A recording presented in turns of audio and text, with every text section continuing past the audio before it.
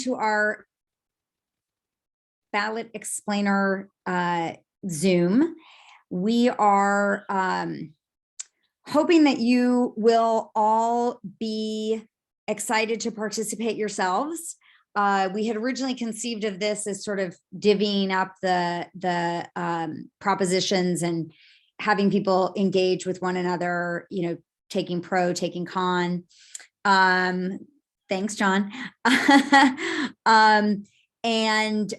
We had several people who were interested in presenting something, but we weren't sure we had everything covered. So the way we're going to go ahead and do this is we have Danielle Diebler from the League of Women Voters, who has participated with us earlier this election cycle. We were her first group. We got her hot off the press for their pros and cons for two of the measures. Tonight, we're going to hit all of them. But what we thought we would do, since some people I know did do a little bit of research and preparation, and we're excited to have a bit of a debate, we will have Dawn kick us off with the pros and cons as developed by the League of Women Voters.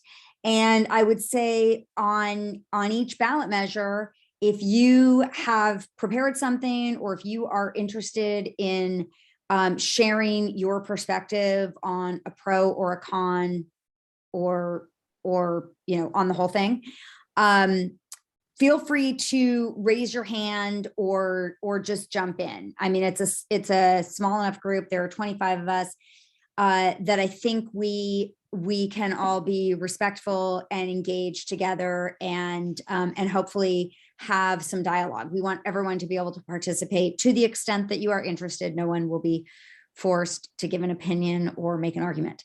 So with that, unless there are any preliminary questions or unless I missed anything, Chelsea, am I missing anything? Okay, then in that case, let's turn it over to Danielle. All right, so I am going to share my screen. I do have some slides for you guys. One is going to be super duper redundant. Can you see my screen? Yes. Okay. Which is, you know, the League is a nonpartisan organization, which I'm pretty sure you guys are totally aware of. And so I just want to reiterate that we don't support or oppose candidates or political parties. We are really all about promoting and defending democracy and providing education to encourage people to actually vote in elections. So without further ado, I'm going to drop into just the basics around the June election. Just as a reminder, it is June 7th, 2022, so it's right around the corner. The polls are open from 7 to 8. Early voting started on May 9th. If you don't already have your ballot, I have mine.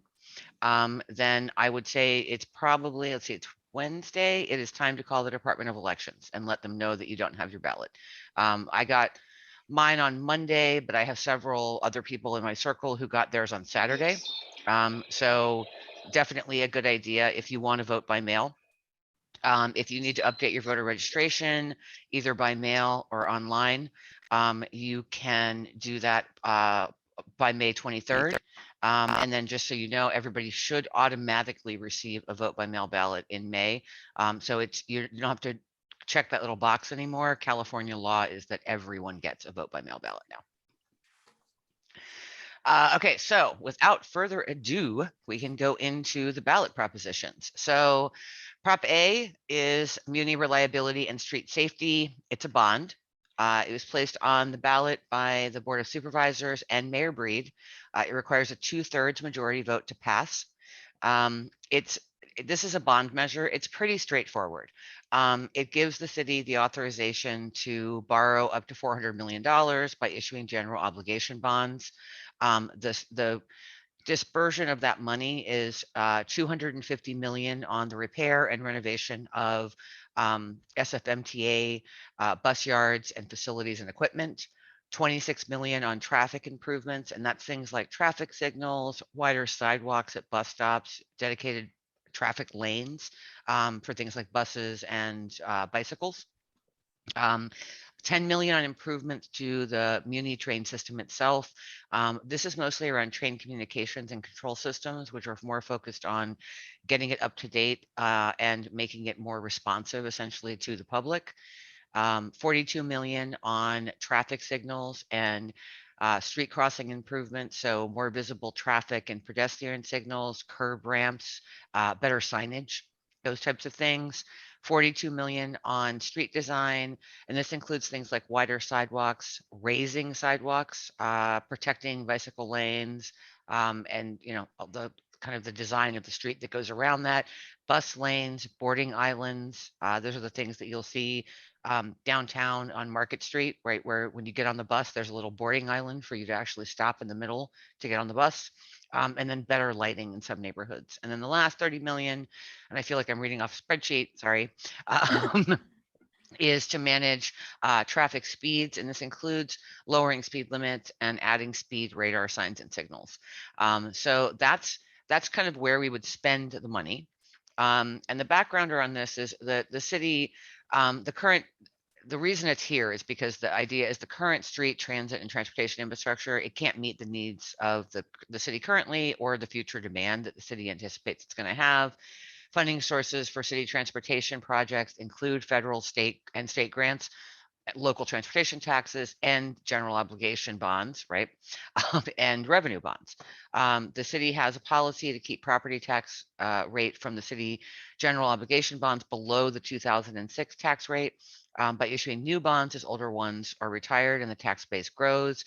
At this point, we have an older bond that they are retiring, and this idea is this is the new one that would actually essentially replace it. And there are small possibilities, right?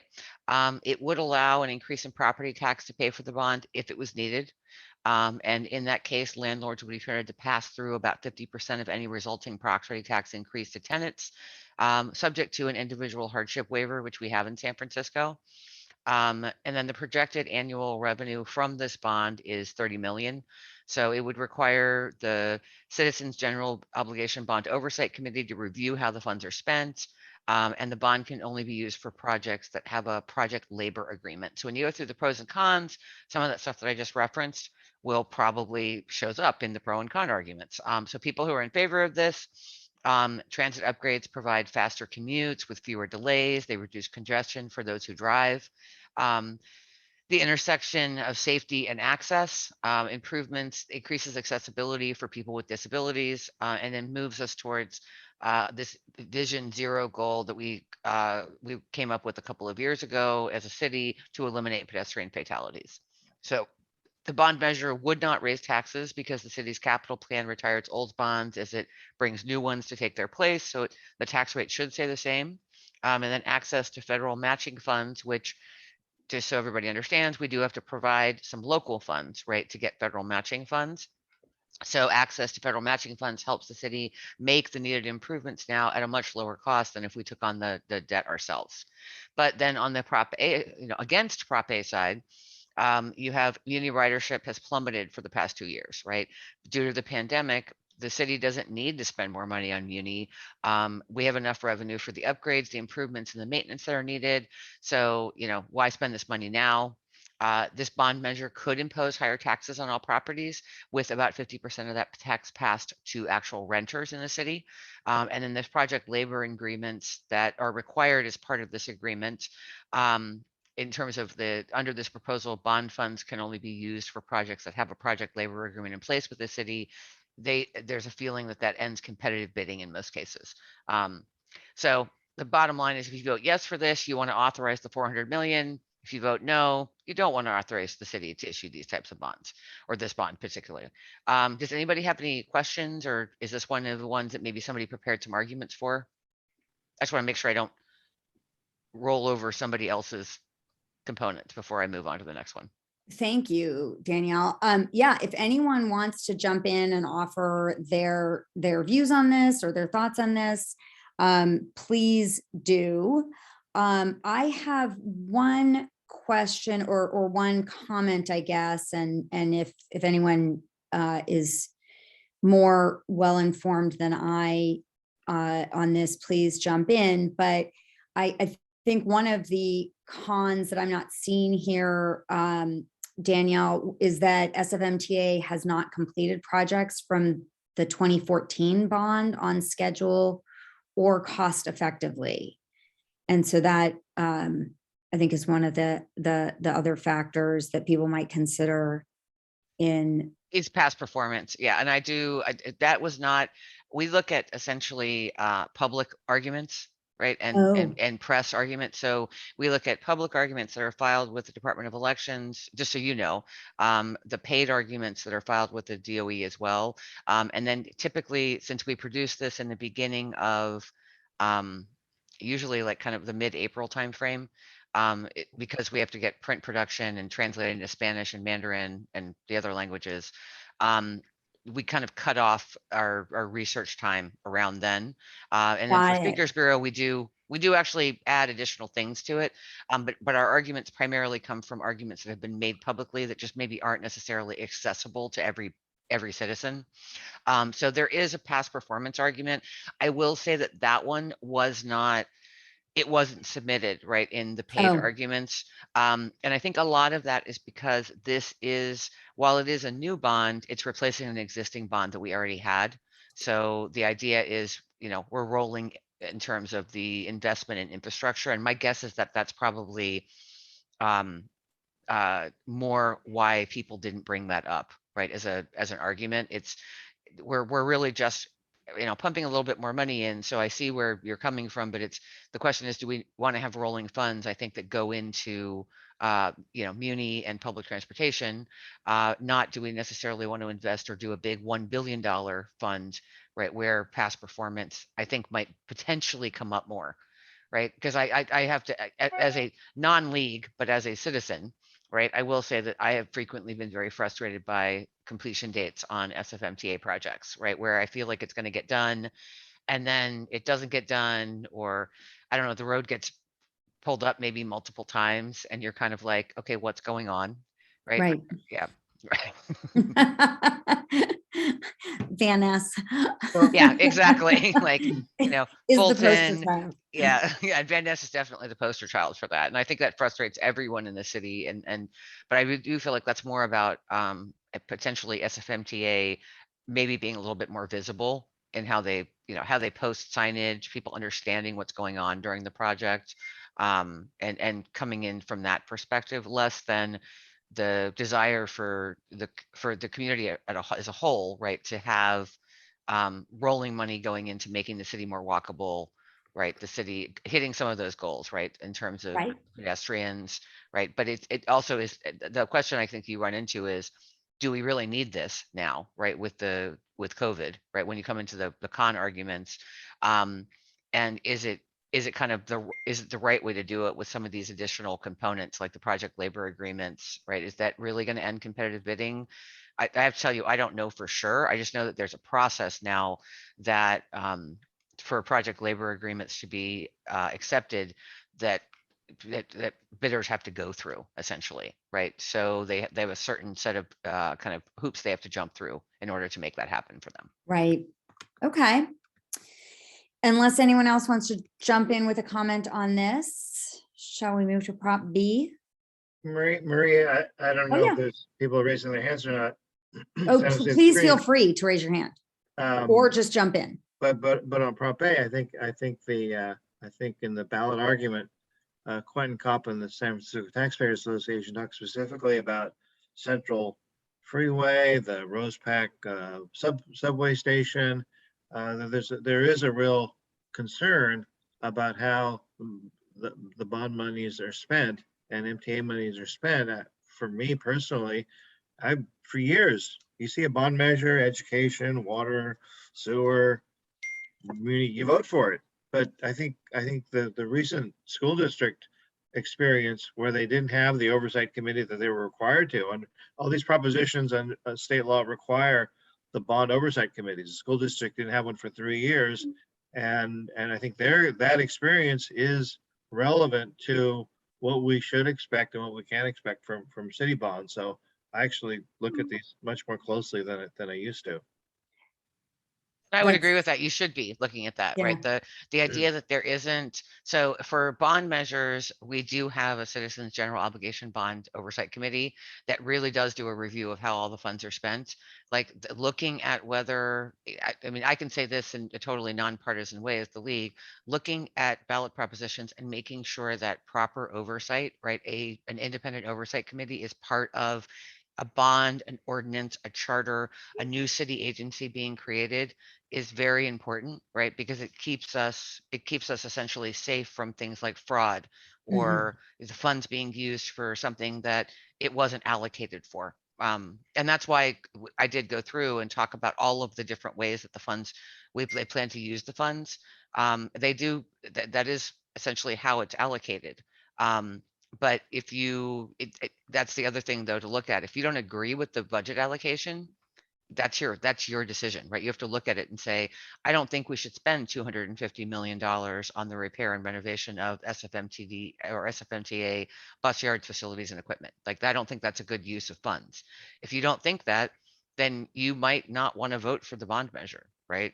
And it's a nuance, right? But it is a totally valid argument for why you might be pro or con. Exactly. I have a question. If it's replacing retiring bonds, I don't understand that because you're talking about spending more money, but you're talking about replacing bonds. Is there any difference in the cost of the bonds that would make you want to have to replace it with new bonds, or I just don't understand it. So I have to be honest with you. I don't have a deep financial background to understand, the importance of replacing one bond versus the other. I do know that rates change, right, as do credit ratings for cities. And so for us as a city, when we retire a bond, we typically will pull up another bond to keep the property tax rate from falling below this general obligation or falling below the rate that we had in 2006, right? So that's why we issue new bonds as older ones are retired and the tax base grows. It essentially allows us to kind of like, we reset some of the parameters around that bond based on what the current rates are. But if someone is an expert on bonds, I would be happy to let them step in. Any experts? Okay. If I can say one thing. Yeah. Yeah, looking at it, and only 50% of the bond costs can be passed through to renters. Why are housing providers stuck with the bill when it's mostly the tenants that will ride the muni to begin with? That question I It's can't very answer. unfair. Well, I mean, I think it's a political component, right? You own property, right? And this is part of your property taxes, potentially, right? I think that the thing here is that you don't want actually property taxes to increase, right? That's part of the reason why general obligation bonds get renewed periodically. But the possibility that there could be taxes on the property, then you can pass 50% on to the renter. I mean, I think the idea is you own the asset, right, as the landlord. And so you can pass some of that additional cost directly onto the renter, but potentially not all of it directly onto the renter. Why not all of it? That's very not my, yeah, unfair. that's not my purview. That sounds like it's a landlord problem, right? Not a me problem. I would hate to say that, but I can't answer that question, right? It's not my purview and I don't understand it, right? All I know is that that's what the provisions are. It's probably trying to keep housing more affordable for renters. Yeah, that would have been the writers or the drafters of the proposition. We'd have to ask them. Yeah. But I'm assuming that Danielle's probably right on that they did it in order to keep to more affordable. So shall we move on to B? Because we are also, I want to be mindful of time and make sure that we can get through everything. All right, Prop B, woohoo. Okay, this is the Building Inspection Commission. Is a charter amendment. It was actually endorsed by all 11 supervisors, so that is a little bit of a rarity, just so everybody knows. It requires a simple majority vote to pass. So Prop B is, it would change the composition of the Building Inspection Commission. It preserves the mayor and the board's president as nominating officers for the Building Inspection Commission. It makes nominations subject to public hearing and approval by the Board of Supervisors within 60 days. It changes the appointment process for the DBI director to one where the BIC supplies qualified candidates, and then the mayor actually actually is the person who actually appoints that person. So this comes out of this, and another measure are kind of are interlinked a little bit. The other one is on the refuse collection component, but they both come out of a similar kind of public integrity review that was done around building inspection, refuse collection, a few different areas in the city. And I'm sure probably if you guys read the news, you're probably familiar with the fact that we actually have had some indictments and some issues specifically in the building inspection component around projects at projects at places like 555 Fulton and 2867 San Bruno. There were allegations against former senior building inspectors where they have potentially had taken bribes from developers and failed to disclose them. There also are some federal charges for a bribery scheme around another building inspector's clients because they were trying to donate into a preferred youth sports league, right? Essentially a nonprofit organization. And we'll have another one that we'll talk about, which is something around behested payments, which all speak to essentially trying to address some of the problems essentially with oversight in the government. So the nitty gritty, right, is so the Building Inspection Commission today has 7 members. 4 are appointed by the mayor, 3 are appointed by the president of the Board of Supervisors. The Building Inspection Commission, they serve 2-year terms, and they must meet these specific industry requirements. And then vacancies, like somebody drops off and doesn't want to do it anymore, they're filled by the appointing officer. The mayor's appointees that come in, they have to be potentially specific industries, structural engineers, licensed architects, a residential builder, those types of things. But sometimes they also come not only from a specific industry, but a specific list of companies from that industry. This Proposition B would remove that requirement. They still have to have expertise in the building area, but it also requires that there be a representative of kind of non-profit housing development and affordable housing. So they also appoint a residential tenant, a landlord, and essentially a member to support the general public. And currently, these appointees, they're not necessarily subject to approval by the Board of Supervisors. They have the sole authority then and also to remove and appoint the director of the Department of Building Inspection. So this changes that a little bit, right? It changes it so that the composition of the actual board itself changes. And the appointments are essentially pushed between the mayor essentially appointing from a set of qualified candidates and recommendations that the Building Inspection Commission makes. And they are subject to public hearing and there's approval by the Board of Supervisors. So it puts some, I think the idea here is it puts some checks and balances in place where there aren't essentially a lot of checks and balances, and it leverages existing institutions inside the government to put those checks and balances in place. So if you vote yes, you want the mayor to appoint the director of the Department of Building Inspection and to change the appointment process and qualifications for Building Inspection Commission members. If you vote no, you don't want to make this change and you kind of want to leave things in the status quo. So people who are in favor, there's a lot in favor. Reforming the appointment process for BIC and the DBI director. They ensure accountability and transparency. Reforms reduce bureaucracy and eliminate corruption. And my take on this is actually that elimination of corruption is the thing that people are responding to with something like this, with the public integrity review that just came out in last September.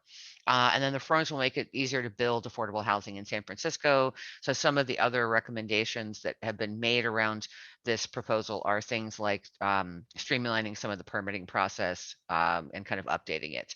So when we did our publication, and I still have not seen anything actually, there are no paid public arguments or otherwise against Prop B. We have not, I have to say that's a first for me to not have someone who's really against a proposition, especially in San Francisco. Sometimes you have people who will publish a contrary opinion and pay for it just to publish a contrary opinion. But that did not happen in this case. This case seems to be one where people don't have a lot of arguments against at least reform on this process, right? They may have nuances of the proposed reform that they don't necessarily like, but nothing that's against this overall proposition. Does anybody have any questions about this or any arguments that they want to bring up? I have a question when it comes to Prop B. Is it, and this is not, obviously it's not a paid argument, it's just my own argument, but isn't it slightly concerning that we would be compromising on the background and expertise of individuals who are inspecting our buildings, especially in a city that is prone to earthquakes and other natural disasters? These aren't inspectors, right? They aren't the individual inspectors that go out and inspect the buildings. This is the commission essentially. So they're more of an oversight body. Okay. And you still do have to have the qualifications of a structural engineer, a licensed architect, a residential builder, and a rep of the nonprofit housing developers. It's more that we don't have to name in advance companies that qualify for that. Okay, thank you. Yep. I have a question, Mhm. and maybe I misunderstood you. Did you say something about the mayor's able to appoint somebody, and wouldn't that give too much power to the mayor? Well, so today, yes, the mayor is able to appoint the director, right? And today what happens is the actual commission itself appoints the director. So this is an additional check on that, but the commission provides the names, the qualified candidates. So they provide a minimum of 3 names, and the mayor does the appointment process. So it's not that the mayor is choosing someone randomly on her own. It is that she's getting a recommendation and then she's making a choice from that recommendation. And then about how long is that position, do you know? I believe it's 2 years. I believe all of the positions for BIC are 2-year terms. I see, thank you. You're welcome. But isn't one of the changes that the Board of Supervisors now has to approve the mayor's selection? So the board, for nominating officers, yeah, there's a public hearing and then the approval by the Board of Supervisors within 60 days, right? So there's a lot more oversight in this proposed process than there was in the previous process. So it seems like the mayor's actually losing power in this. No, the to mayor's point. definitely, the mayor's not losing No? power in this. Okay. No, the mayor didn't previously, they appointed their own director previously. Okay. The commissioners themselves weren't they appointed by the mayor, and there was doesn't this add a layer of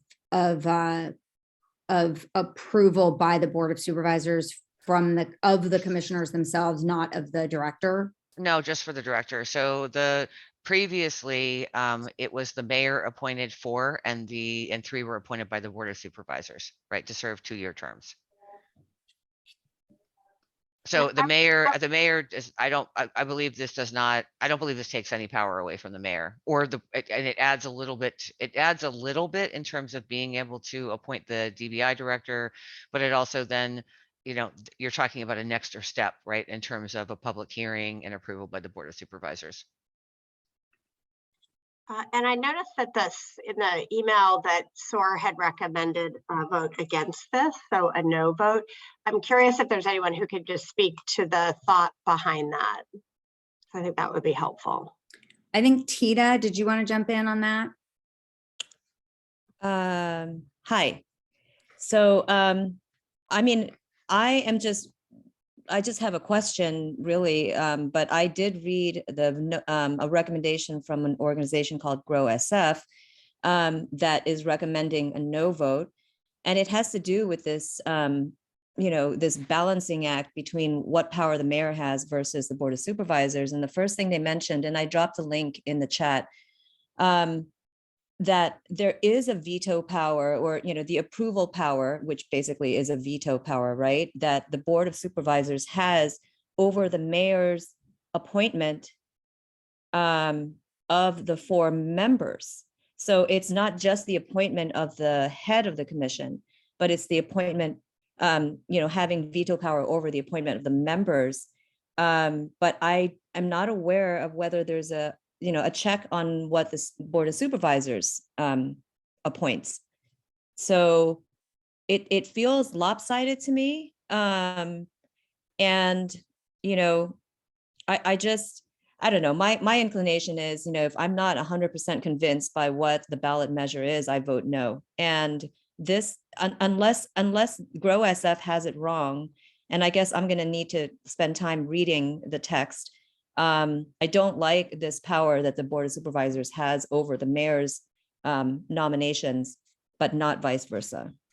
Tita, that was my understanding of it as well. And we actually followed it very closely and were involved in giving a lot of public comment around this at the Rules Committee level when the Board of Supervisors was discussing this and deciding whether or not they were going to put it on the ballot.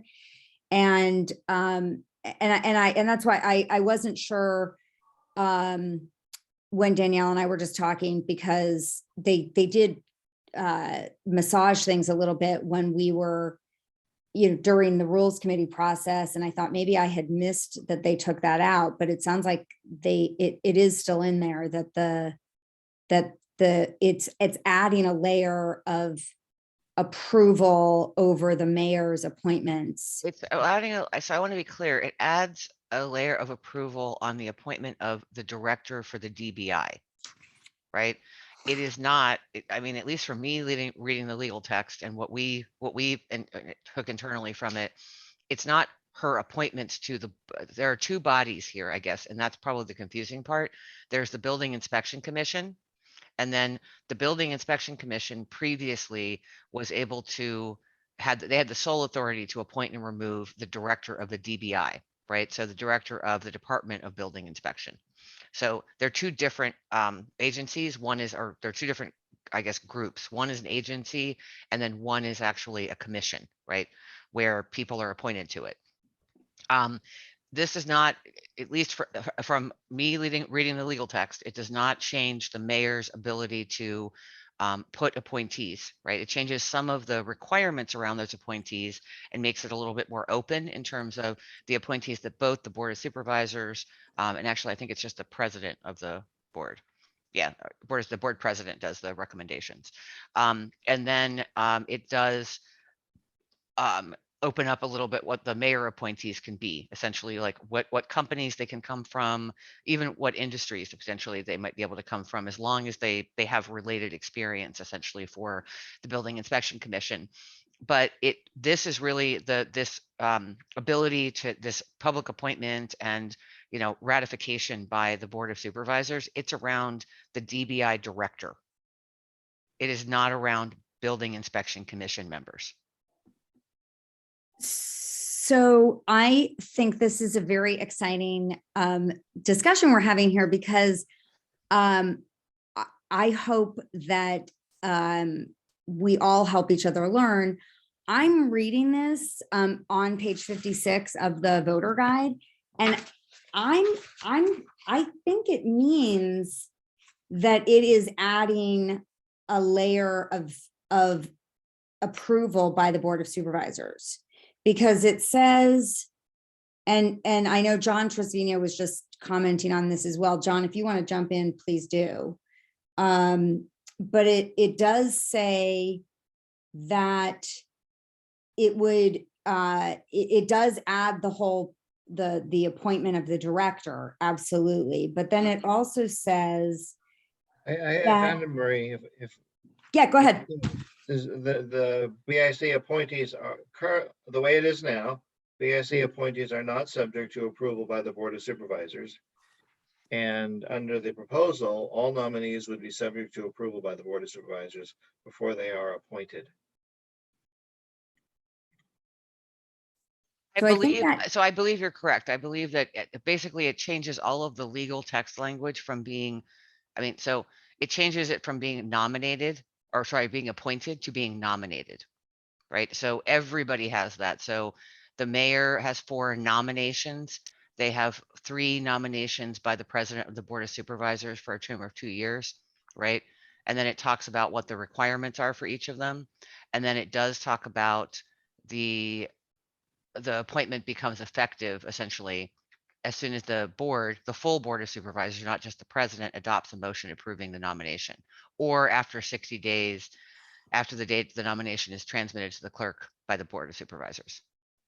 So there is a change, I guess, in the language overall, which is essentially that, yes, it is now a nomination rather than an appointment. But And that then does affect both bodies, just to be clear. Like, And then the Board of Supervisors has the ultimate approval authority, it sounds like. yeah, it does. for all of The board has the ultimate, so the legal text is each nomination of the mayor and the president of the board of supervisors is subject to approval by the board of supervisors and shall be subject of a public hearing and a vote within 60 days. So if the board fails to act on the nomination within 60 days of the date of the nomination is transmitted to the clerk of supervisors, the nominee shall be deemed approved. So the only way the board of supervisors doesn't have final approval is if they actually don't vote on it in a timely manner. Right. Okay. So I think that so I think it sounds to me like Tita's comment is probably a accurate one, that another potential argument against it is that you're taking power from the mayor, or not any you, but this proposition is taking power from the mayor and giving it to the board of supervisors for oversight and approval. And that, if everyone is sort of on the same page, it probably doesn't matter. But if there's, a mayor and a board that are in regular disagreement, then it could probably be very impactful. Yes, Yeah. it's really a matter of, do you want to give the mayor, do you want the mayor to keep power, right? Or do you want the board of supervisors to have more, right? I mean, that's is it 11 people or 1, right? Everybody's elected in this particular case. So that's, at least from that perspective, you've had a say in the person that you're putting in office. So it's a matter of where you want the power to be. Right. And we did have a lot of debate about this internally ourselves, right? It's because it does take some power away from the mayor, and there are a lot of arguments for your mayor as your elected official, and the person that you potentially want making decisions about this. So I can understand where it would be confusing. I can just tell you that there were literally no paid arguments against this, and maybe a few groups came out, like you noted the Grow SF group against it. Yeah. But it was unanimous for all supervisors, right, to put it on the ballot, and no one actually paid, which is a clear indication that somebody is really against it, for the paid arguments, right, to show up essentially in the Department of Elections flyer. Right. Okay. Should we jump to Proposition C? Yeah, this one I'm gonna zip through because I think we went through it a little bit the last time. So this is recall timelines and vacancy process. So it was placed on the ballot by Chan, Haney, Marr, Peskin, Preston, Ronan, and Walton. It requires a simple majority to pass. It changes essentially our local recall process to prevent voters from starting a recall position before an officer has served 12 months in their position, or if the officer has less than 12 months left before the next scheduled election for that office. It also prohibits interim officers appointed to a vacancy created through a recall election from running for that vacant seat in the following election. And that one is kind of a slightly important nuance, only because it does relate to Prop H, where if that Prop H was to get a yes, and the current district attorney was to be recalled, the appointee in that seat would then would probably be the first person to be impacted by this and would not be able to run in the subsequent election, which would probably happen in November.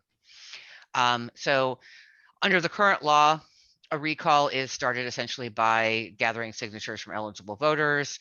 No person may start a recall. This is the time limit thing, right? For a person who's held office for less than 6 months, or if they're less than 6 months before the next scheduled election for that seat. And then appointees from a recall can run in the next election. And that's really the nuances of this. The big reason I think that this is probably on the ballot, just for a little tiny bit of additional background. So far, we've spent about $12 million on requested recalls of the 3 members of the San Francisco Unified School Board District Board of Education, and the DA. Now, we've absorbed that as part of the city budget at this point in time. But I think that the reason probably that this is showing up, if I was putting a guess out there, is because we've had a couple of recalls now, right? And so people are like, okay, should we get this under control? Should we get this under control? Right. And so if you look at arguments that are in favor of Prop C, the restricting interim appointed officers from running in the next election could level the playing field by removing advantages for these appointed candidates, right? They have an advantage if they were appointed. They have some name recognition, essentially. The idea is that if you know who the person is, you're pretty likely to probably reelect them. And that's a big deal. Shortening the time frame for starting recalls could stop wealthy donors and individuals in the political minority from starting unnecessary recalls that support their personal agendas, right? This is, I think, much more of a slightly more partisan argument. And then arguments against Prop C, changing these timelines could prevent voters from having enough time to organize a recall. Restricting interim officers from who are appointed to fill recall vacancies from running an election when this rule doesn't apply to other interim officers creates kind of an unfair exception where there potentially isn't a need for one. And it is an exception, just so that everyone understands. If you're appointed to a position because someone leaves versus is recalled, that appointee can run in the next election. This is specific. That particular component is specific to recall component, or to people who are appointed after a recall. And then the last one is restricting the time frame for starting recalls could allow failed politicians to stay in office for longer. There's one other pro argument that we actually have looked at recently that we're going to amend, not our guide, but at least our presentations on.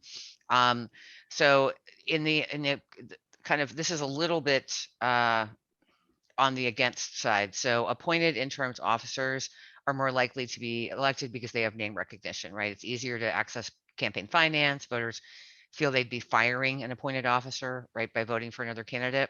But mayoral appointments have helped to expand the diversity of the Board of Supervisors, because prior to the current board, over half of the African American, Latino, Asian American, and female supervisors were actually appointed by the mayor. So something to keep in mind when you're thinking about this is that from a background perspective, some of the diversity that we've gotten has been through appointments, right? And then subsequent reelection of those officials when they've had an opportunity to prove themselves. Exactly. And John, I know John Tresvigna has looked at this proposition a lot and responded to our call and was going to share some arguments against Prop C. And if anyone wants to jump in and share arguments pro Prop C, please feel free. But John, take it away. I'll be brief, because I think the arguments laid out were very good, and I'm happy to see my research is being used for the last argument, because that is important. You look back, people like Harry Britt never would have had a political career if Prop C had applied. The original version of Prop C covered every appointment, and then because Myrna Melgar and others talked to Peskin, that was taken out. But people like Louise Rennie, people like Harry Francois, the first Black on the Board of Supervisors, Bob Gonzalez, Gordon Lau, and many others And I think if I could, I'll be brief because I think this is subject of a lot of discussion. It's being kind of pegged and recalls in general as left versus right. We keep on hearing about the Republican recalls. It's really not left versus right. It's more like insiders versus outsiders. And 4 years ago in Santa Clara County, the voters recalled a judge, the judge in the Stanford swimming case, who gave a very light sentence. And they're the leaders of the recall, the California Democratic Party, the Labor Council, Dolores Huerta, the feminist majority, even David Chu, who was a assemblyman at the time, supported the recall. So it's not always a matter of all the one side or the other is using the recall. When we had the recall back in 1983 of Mayor Feinstein, the San Francisco Democratic Club, and other groups said, this is a basic part of our democracy, political accountability. And they supported the recall. And whether you support a particular recall or not, it could be that, for example, with the school board recall, we could not have had the school board recall if Proposition C were part of the law. And I talk about insiders and outsiders. Supervisor Maher, 70% or 80% of his voters of his district voted for the recall. Supervisor Chan, Supervisor Peskin, overwhelming voters on the day that they voted for the recall.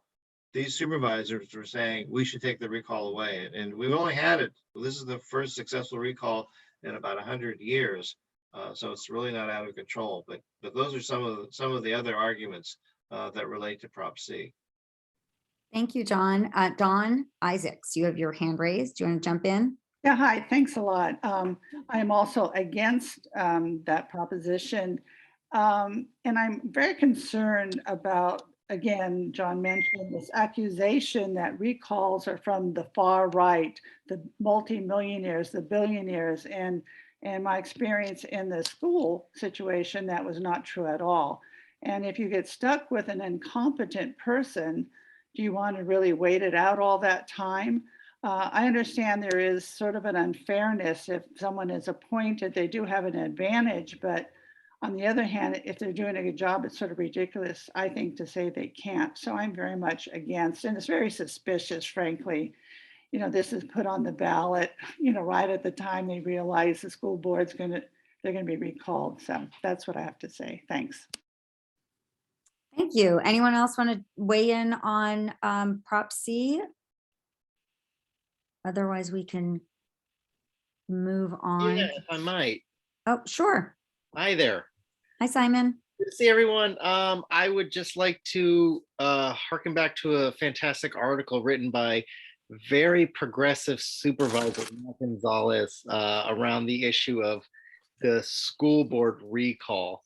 And I'm just going to take a clip that he wrote in his fantastic essay that opponents of the recall attempting to label it as Republican inspired, maybe a good tactical election ploy, but isn't anywhere near the truth. This is for, again, the school board recall. I believe it absolutely applies to what's happening now, but recalling elected officials in California first arose as a populist effort in the era of progressive Governor Hiram Johnson as a tool seeking to curb the power and influence, well, then of railroads and corporate interests who dominated California politics, so as to maintain their railroad and shipping monopolies.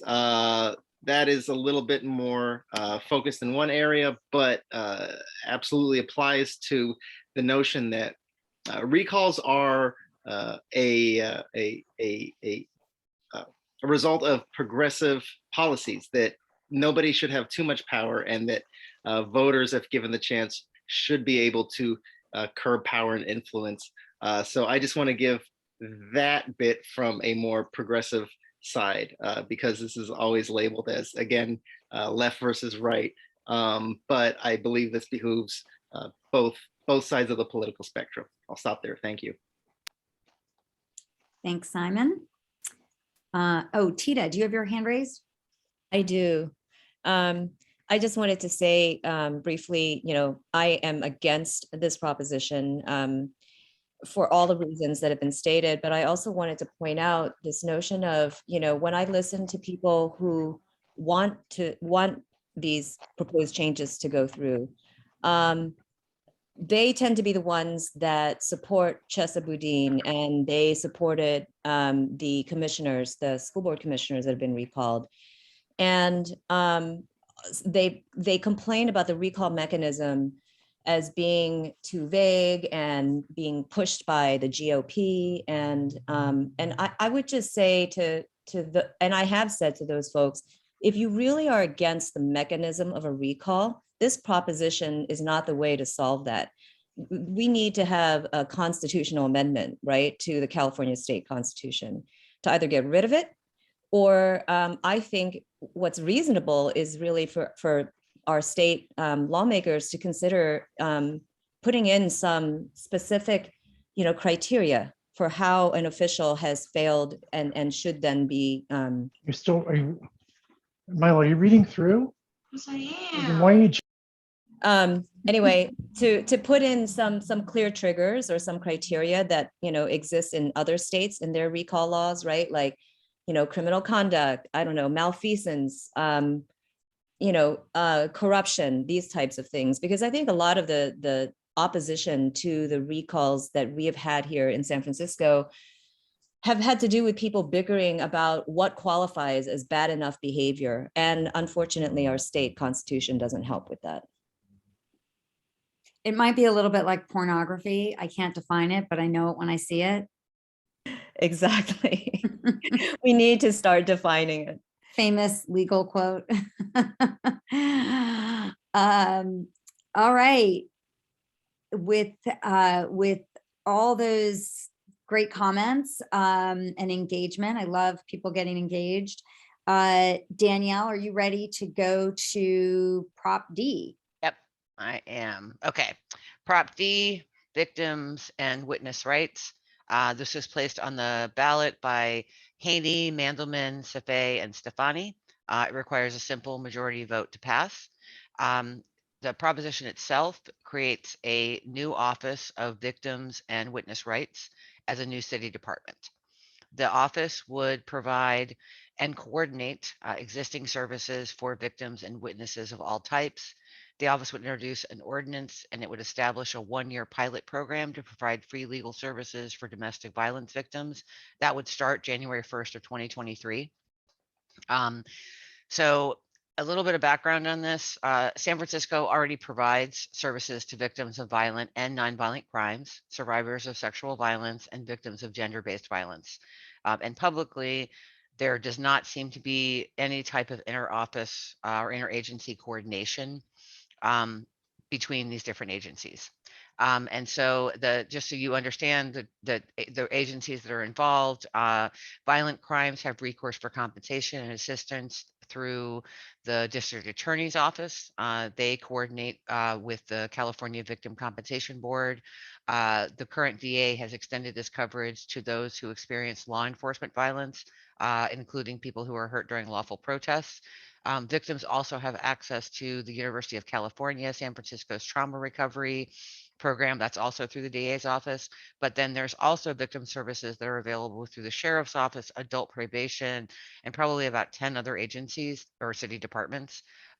So this is a new city department to help to potentially, the hope I think is to streamline. You never know when you add another agency in, right, whether it will really streamline or not. But a yes vote means you want to create this office that would provide or coordinate existing city services and establish a program that provides free legal services for domestic violence victims. If you vote no, you don't want to establish this office. And then the pro con is probably a lot what you would think, right? The arguments in favor of Prop D: the current system forces victims and witnesses who are traumatized to navigate a complicated and bureaucratic system. A central coordinating body could provide help connecting victims with civil legal resources, as well as financial assistance, housing, medical reimbursement, and potentially mental health support that they might need. Against Prop D, it could add bureaucracy without really directly improving victims and witness rights. And the process for creating this proposition didn't involve enough public comment or stakeholder comment. So there was a feeling that it was put up as a motion, but there wasn't enough public comment or enough reaching out to stakeholders to get input on how it should be done. So this is a lot more of the process versus the actual concept itself. And then anybody who has any questions or I guess pro or counter arguments, additional arguments beyond this, I certainly would welcome them because I've heard some good ones on some of the previous ones that I might include in my future decks and my future presentations. Oh, that's so great to hear. Does anyone have any on this? I mean, I do feel like these are the sort of the main ones. Are there any others? Anyone want to jump in with anything else? The only thing that I would note is that it's, this proposition is a positive for individuals who have had trauma or poor experience dealing with law enforcement or police. I think my understanding is that it would limit their direct interaction with law enforcement and instead provide them with direct access to resources. So that was my, additional takeaway. Okay, great. Marie, can I add something since Yes. as a current crime victim, I was held up at gunpoint last June. I'm going through the process, and I get the argument about this, that the current system is bureaucratic, but I'm not sure whether adding another office is a streamlining. The DA's victims advocate told me, they said you can make a victim impact statement. And I said, well, what's in that? And they said, well, you can wish the defendant well after the trial is over. No, that is totally senseless. No amount of having a new office is going to fix that unless the DA has a different focus on victims. The current situation I have now is, as a victim, I'm entitled to a pre-sentence report 2 days prior to the sentence, according to the adult probation office. So they say you can get it from the courts. I go to the courts. They say, oh, you get that after everything's over. And I said, but it says right here. So it's a total lack of coordination. And it seems like they've never heard of the issue before. So there are a lot of problems. I really appreciate the people who have written Prop D. I know they want to do the best. I'm undecided. I'm not sure whether this is going to get to the heart of the problem of victims. I think you make a good point, John. Oh, did someone else want to jump in? No, I was only going to say that I really agree with that perspective. I feel that just adding another organization isn't going to fix the core of the problem. I wonder if this, if part of the rationale behind this is that in the current climate, that maybe having a separate office that would help victims would give them a place to go that wasn't under the DA's office. I kind of wonder if that's maybe where that's coming from and why, because you're right, it is adding bureaucracy, which I'm not quite sure that streamlines anything. I wonder if it's more of how do we make sure victims are taken care of in a city where we care about victims, but when there's someone in the DA seat who is maybe not as focused on victims. The one thing I would say is that this is for a pilot program. So my guess, right, is that the idea here is that they want to try it, right, and see if this is a way to address it. And then, see if it's an agency that they can show through KPIs, milestones, right, feedback is actually doing essentially what they're supposed to be doing. So this would not be permanent. Because I think from the comments that I've heard with the group, it does sound a lot like, that argument of this could add bureaucracy, right, without really directly improving the services that are provided to victims and witnesses, right? I'd say that's a strong argument, right, against Prop D right now. Mm-hmm. And I think that might be why the people who put it on the ballot looked at it as a pilot program, right, instead of looking at it as an agency that would exist in perpetuity. Thank you. All right, are we good to move to Prop E? I think so. All right, Prop E is behested payments. This was placed on the ballot by Chan, Marr, Peskin, Preston, and Walton. It requires a simple majority to pass. So we have a lot of laws, anti-corruption laws right now, in kind of San Francisco, like a lot that really helps to kind of limit corruption. This adds two things to existing city law regarding behested payments. So members of the board could not seek payments from contractors if the board has approved their contracts, and it also adds an additional element, which is the board can amend the city's laws regarding behested payments, so they can add additional restrictions or change the laws if the city ethics commission approves it and it's approved by a majority vote of the board of supervisors. Then it can be approved, right, if they have that 2/3 majority in terms of members. So just if you don't know what behested payments are, right, because not everybody does, a behested payment, it's a donation that's solicited by some type of public official to benefit either a government agency or a private organization. So this is, donations that go to, a city or a government agency inside of San Francisco, or a private organization, maybe even a nonprofit or your local sports club, right? That get you, the idea is it would, that kind of indirect payment is benefiting essentially that city official. So in general, the city law already prohibits elected officials, commissioners, department heads, city employees, anyone who has some decision-making authority from seeking these types of behested payments, right? So we have a lot of exceptions already, right? Businesses and individuals contracting with or seeking to contract with the public officials department, people who've attempted to influence the public official with respect to government actions, lobbyists. We have lots and lots and lots of stuff, right? This one really just adds two things to the existing law. So members of the board, they can't seek these payments from contractors if the board has approved their contracts. And then they can't, the board itself could amend the city law but they have this kind of check on them, which is the city ethics commission has to approve any proposed amendments by a majority vote themselves, and then the board has to approve those amendments by a 2/3 vote. So they have to have, they have to have a majority, a super majority essentially of the board itself to be able to approve it. If you vote yes, you want to amend the city's behested payments law. If you vote no, you don't want to make these changes. So the people who are kind of in favor of this, our arguments in favor of Prop E are saying basically this wouldn't stop all city fundraising, but would instead exclude government officials from raising money from those who are seeking contracts directly from them or whose contracts have just been approved by them. And then the other argument on the favor side is they're a loophole and it should be closed, right? The loophole gets around existing laws that prohibit gifts and bribes by using external sources of funds that indirectly enrich these public officials, right? Donating to your favorite charity, that kind of thing.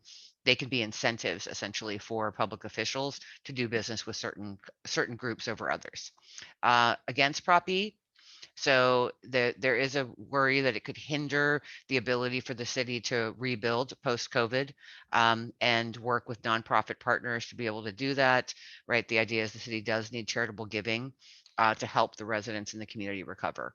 And then there's a fear that this could disproportionately impact disenfranchised groups such as communities of color and LGBTQ plus communities in terms of their relationship essentially with the government. But those are kind of this one has, again, pretty clear pros and cons and a pretty clear directive, right, in terms of what they're trying to do. It's a very small, I mean, I don't want to say small, every amendment is a little bit big, right? But it's a small set of types of payments that are trying to be impacted by this. Does anybody have any comments or questions on this, or where it came from or any of that kind of stuff? I'll be honest, this is one of the ones I sort of understand the least. Is there anyone who has any comments, pro or con, that they would like to make? I mean, I am aware that there are a lot of organizations that would not be able to receive, that you could go through lists of like organizations that do good work and do good things, and they would be hindered by this proposition. But again, it's one of the ones I understand the least. So if anybody wants to jump in, please do. And if not, you have the arguments for and against, and you can mull it over. I'm not sure that I understand it that well, but I have heard in various conversations that this is something that would really impact SFUSD and some of their ancillary programming, and that even could have impacted during the pandemic when the mayor's office set up the learning centers when the schools were closed. I think there were a lot of charitable donations that went into that. So I think this is actually in this, for the parent groups, this is a pretty big deal. And they are not in favor of this. Even though the intent may be to reduce corruption, it's one of those with like a lot of unintended consequences, and there needs to be a better way to root out the corruption other than hamstringing a bunch of nonprofits that are, just trying to help with their various programs and contribute to the school system. Great, thank you. Dawn? Yeah, hi. I haven't thought much about this proposition, and maybe, I guess I'm not that clear, but it seems to me you don't want basically to get a bribe, even if it's from a nonprofit, but that doesn't inhibit somebody like Apple to donate. Isn't it just that if someone is wanting a contract with the city, that you don't say, well, how about making this donation? This doesn't mean that all corporations cannot donate, although I haven't read it carefully, but at a quick glance, I thought it was more to prevent a little bit of, instead of you give me money directly, you give to my organization of choice. But correct me if you think I'm off. So the exact language is members of the board cannot seek behested payments from contractors if the board has approved their contracts, right? So if you approved a contract with the city, right, they can't seek payments from them. That doesn't mean somebody can't donate. It means they can't be actively campaigning for it, right? Right. And then, and then it does amend some of the law at this point in time, where essentially it allows the city's ethics commission to weigh in, right, on proposed changes to the law if they do it by a majority vote. Okay, thanks. So those are really the two things that we add to the existing city law, right? Bribes are already illegal, right? I want to be clear about that. Right. Yeah, right. Whether it Are comes they from in San it doesn't. Francisco? Well, whether it's in theory, they are illegal, and we actually have prosecuted people now, right, for accepting them. So, and that doesn't matter whether it comes from a for-profit company or a nonprofit company. It doesn't matter who the bribe comes from. Bribes are not legal here, right? But this just takes if you're contracting with the city and the board has an opportunity essentially to approve that contract, you can't be seeking essentially something from them. Okay, right. So you cannot seek it, but that's different than if they want to, on their goodness of their own heart, donate, correct? As far as I understand, I think that would be a nuance area where you would probably, it could cause an investigation to happen, right? But if all the disclosures were done properly and it really was genuinely, right, out of the bottom of their heart, Right. then there would be no ethical violation that would be found. Okay, thank you. Thank you. Great question. And someone's asking, do we know why this is on the ballot? And I realize we're running short on time. So if anyone knows, jump in. The reason Otherwise- this is on the ballot is because it's that loophole idea, right? So just so Okay. everybody knows, the Ethics Commission did a huge set of reviews for public integrity, all based on essentially the set of FBI investigations that we had over the last couple of years into public works. And so this was, as far as I understand it, this was a recommendation that came out of the city's ethics commission that said, hey, we have this thing. This is one of the actionable kind of things that we could add that would help to close down some of the loopholes that we have.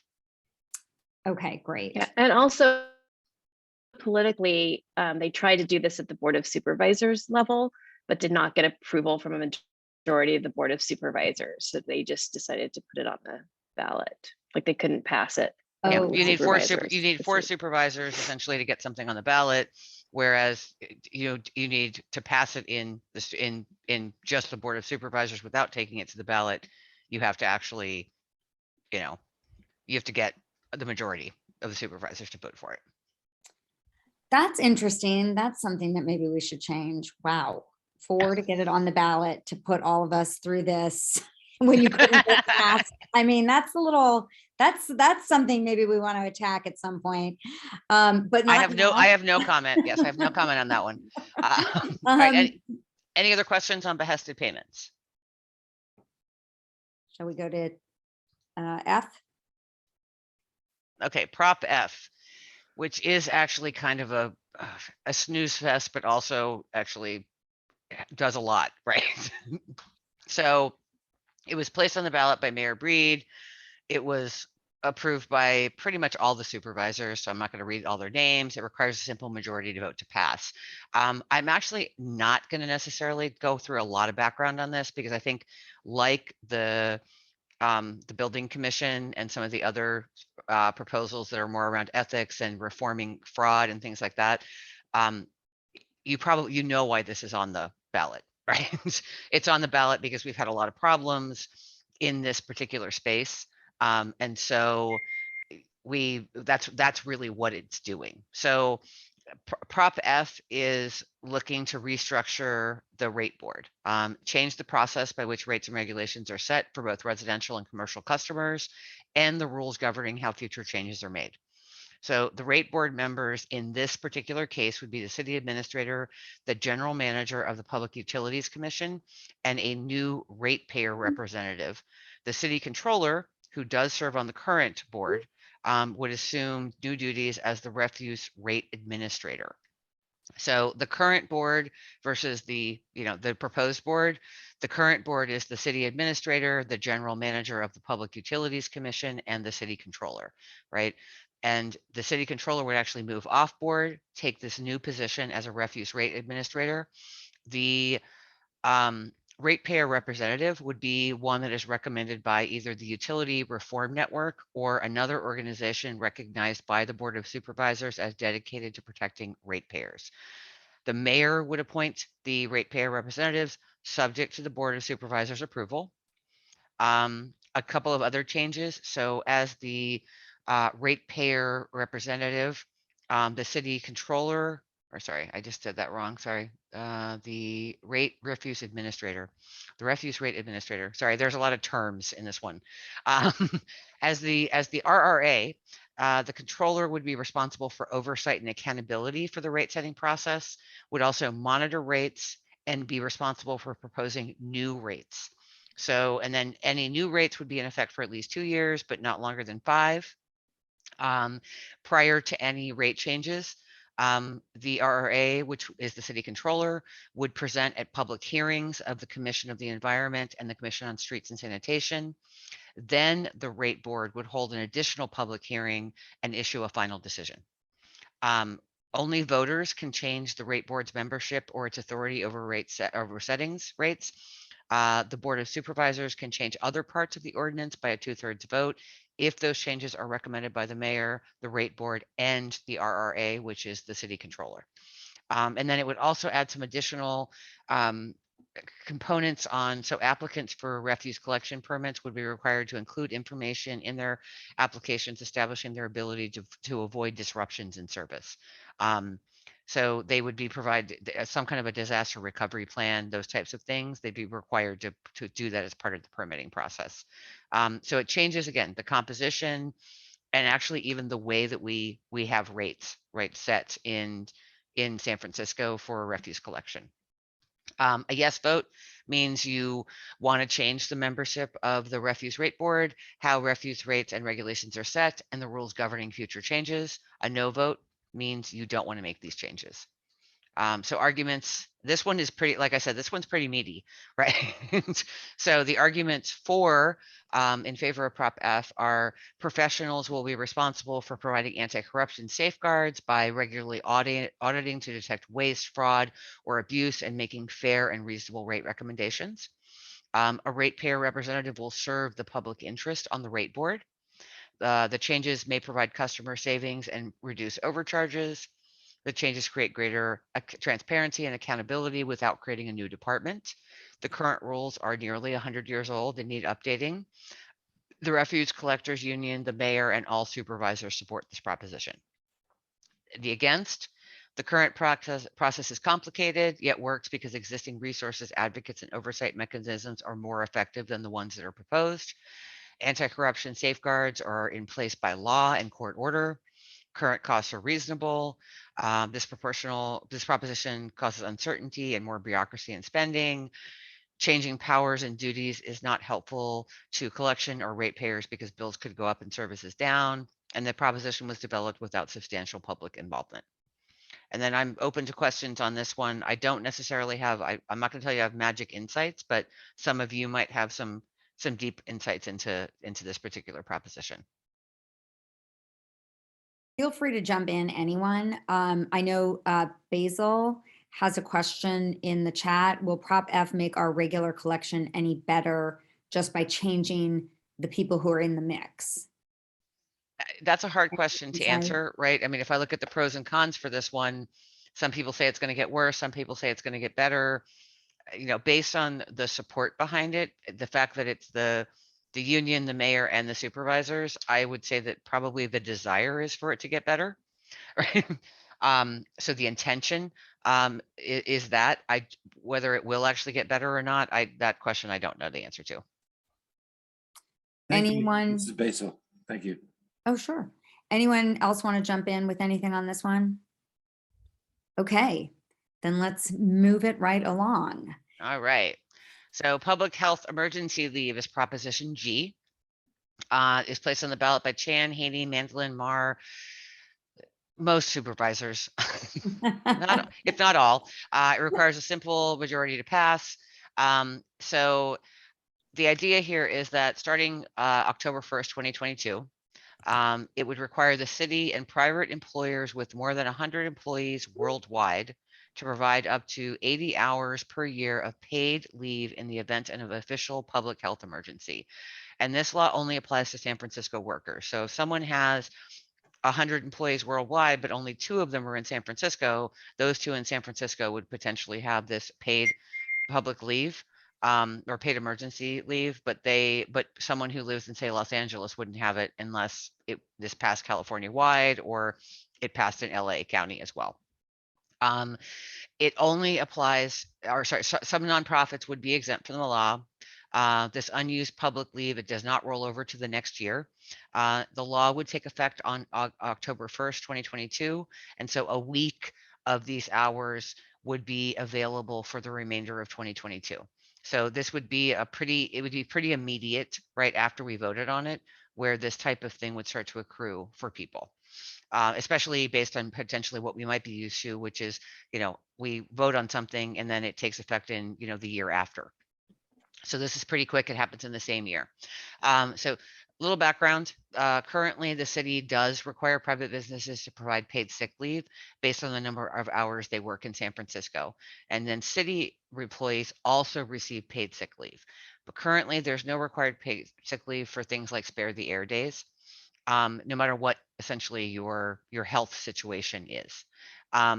So the hours of paid emergency leave are definitely based on the time you work in a 2-week period. You have a maximum of 80 hours that are covered, and it can be taken during an officially declared public health emergency. And those emergencies are a San Francisco or California emergency relating to any infectious disease as declared by local or state public health officials. So I think you can all guess why this is showing up on the ballot, right? I mean, I don't think it takes a rocket scientist to figure that out. But it also does take into account spare the air alerts when they're in effect. And that means that it includes circumstances, including things like telework, when an employee is unable to work due to a public health official's orders in response to an emergency, or due to an employee's healthcare provider's advice to isolate or quarantine. It adds in the idea of a family member or a member in the same household testing positive for or becoming ill with an infectious disease. So the idea is to, keep people who have been exposed to an infectious disease kind of in the same household, even if you haven't tested positive for it. When you need to care for a family member who's become ill with the disease, or if there's a spare the air alert, it's in effect, and the employee works outdoors, and say like they're pregnant, older than 60, you have a heart or lung or respiratory condition that makes you really sensitive to poor air quality. So those are the types of circumstances that they're trying to pass this on. And just as a little added background, I think the idea also behind this is with COVID-19 and the worsening fire seasons, we see there's a more significant public health risk that can negatively impact the health of workers and their families and their neighborhoods. So the idea is, through this law, the city's board of supervisors, they're trying to address a public health threat by specifically requiring additional paid leave when an official public health crisis does arise. So if you vote yes, you want, right, the city and private for-profit businesses with over 100 employees worldwide to provide up to 80 hours of paid leave to San Francisco workers in the event of a public health emergency or spare the air alert. This would be in addition to their regular paid sick leave. And if you vote no, you don't want this public health emergency paid sick leave.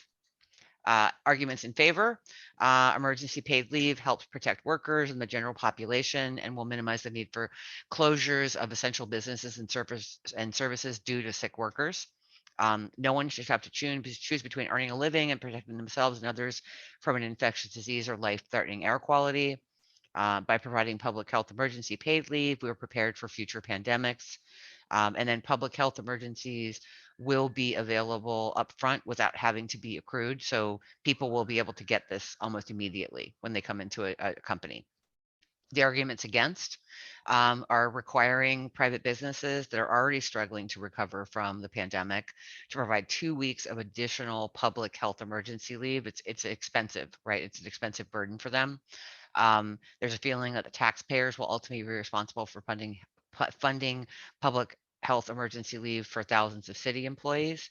And it doesn't apply to nonprofits, so those workers would still not benefit from this additional paid leave. Any questions on Prop G? Anyone want to ask a question or jump in? Oh, it looks like Simon, you have your hand raised. Hey there. I was just looking at the ballot, and it says right here, fourth bullet point, the employee or their family member experiences symptoms of the disease causing the emergency or tests positive for the disease. So could that, in essence, be interpreted like a family member has a sore throat, runny nose, COVID symptoms, but not necessarily COVID? Would that, in fact, and I'm just throwing this out there, would that, in fact, fall under my being able to get, paid sick leave to take care of a family member who has a sore throat? I mean, potentially, if that is a marker of the disease, I think there probably are some implementation components here where if you don't have a positive test, right, your employer, I don't know this for sure, but your employer could require that a test be done, or you at least consult with a physician, right? Just like any paid sick leave that you have. So, and I do think it depends on what it is, right? There are a lot of, like for the spare the air one, for instance, there are a lot of caveats, right? In terms of what you have to have a pre-existing condition or be pregnant, basically, right? In order to be able to use the public health emergency leave. I think when it comes to a pandemic, it really does depend on what public health officials are recommending, right? If you look at the pure legal text of it, that seems to be the nuance here. Thank you. Chelsea? I have a question. Can't a spare the air alert be triggered from anywhere in the region, not necessarily just San Francisco? Spare the air alert can be California wide or a particular region. It has to be San Francisco, right? And the worker has to be working locally in San Francisco for it to be a qualifying event for this potential. Okay, so let's say like a spare the air alert was happening in Southern California. So even though we had a spare the air alert going in the state, it wouldn't apply in Prop G because it's not specifically San Francisco. It's not specifically San Francisco. It does have to be the local area, right? To Okay. spare the air alert, unless we were, I mean, I could potentially, there could be some nuance there that I'm not getting, where if we're San Francisco and we deploy one of our workers to Los Angeles to help with, say, fire safety, Sure. maybe we have to pay that person, right? But if- Because they're fighting a fire in LA, right? And there's a spare the air alert that day, right? So, but you know, Which it makes does a have little to be, more sense than yeah, you but know, it does have to be living up local. here. Yeah, Okay. yeah. Okay, that makes a little more sense. Thank you. Any other thoughts or comments on Proposition G? Yeah, I have one. I guess I would just say quickly, as a small business owner in San Francisco, it feels like this Board of Supervisors wakes up every single day trying to figure out ways to make it more difficult to run a small business here.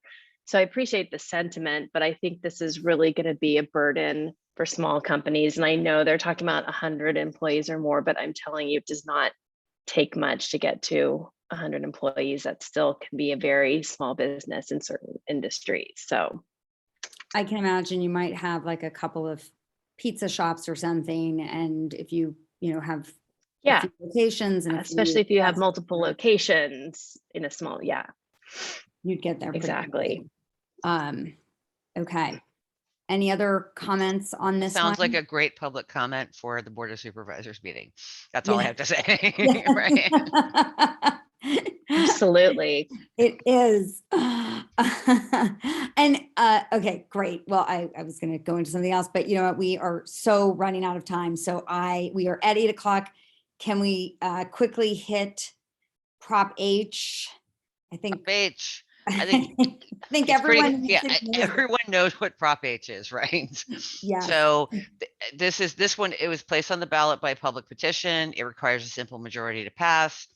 It's a recall measure that would remove Chesa Boudin from the office of the district attorney. If the voters approve the recall measure, he gets removed from office 10 days after the Board of Supervisors declares the election results, and then the mayor would appoint a replacement. Remember that this does have implications for Prop C, because if this goes through and the mayor appoints, if Prop C passes and this passes, that appointee would not be able to essentially run again for the DA's office. So there is a little bit of interlinking around those two things. And sometimes the one thing I would say that the Department of Election misses is the interlinking between different ballot propositions.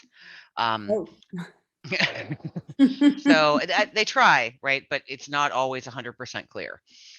So if this does pass, the city would hold an election for district attorney at the earliest as part of the general election on November 8th. So we would then potentially have a DA that would be on the ballot or a set of DAs that would be on the ballot for November 8th.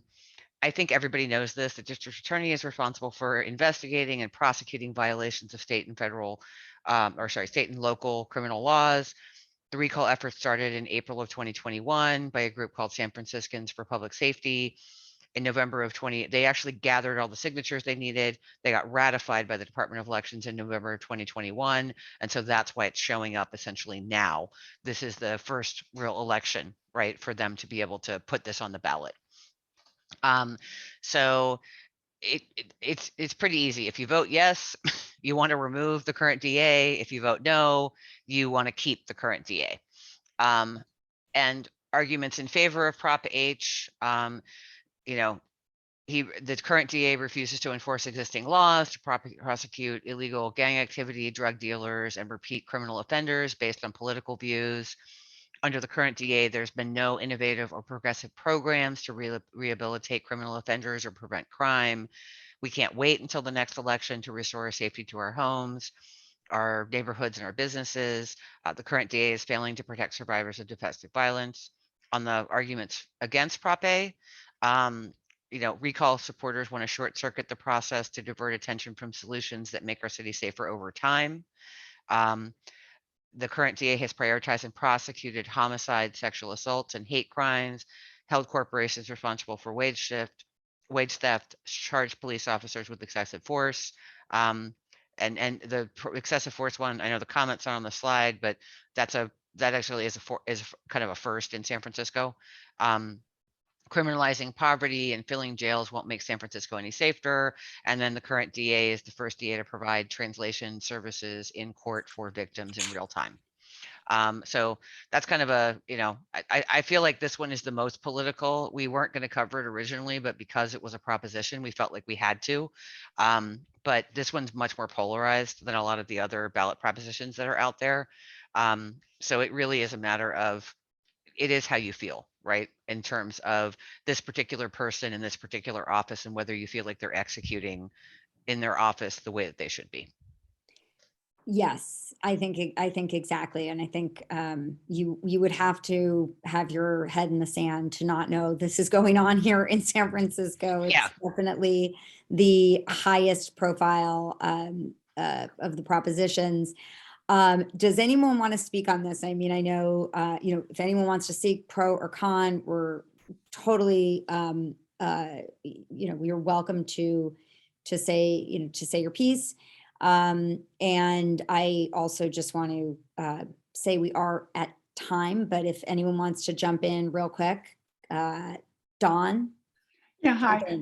This is really more of a question because and if anyone has much experience in the whole criminal process, because when you listen to the DA, the problem is the police are not arresting, and we do have some concerns, and it's the judges that are being way too lenient. When you listen to the people who quit and protest, they say that just because he charges doesn't mean that there is a consequence. And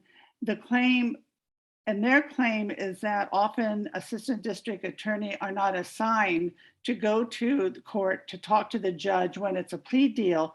So the judge doesn't know all the history. So this is a question. Does anyone know the truth? My friend who's a big time criminal defense attorney, says, oh, the assistant DA is always there with the judge. But does anyone know what really happens?